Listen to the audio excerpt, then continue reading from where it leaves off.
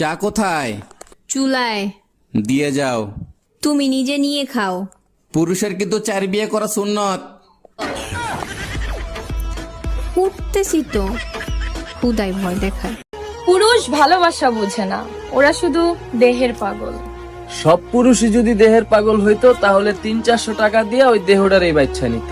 কেউ আর ভালোবাসার কাছে হাইরা গিয়া 20 টাকার বিষ কিনা আত্মহত্যা বা হাজার হাজার টাকা খরচ করে নেশা করতো না।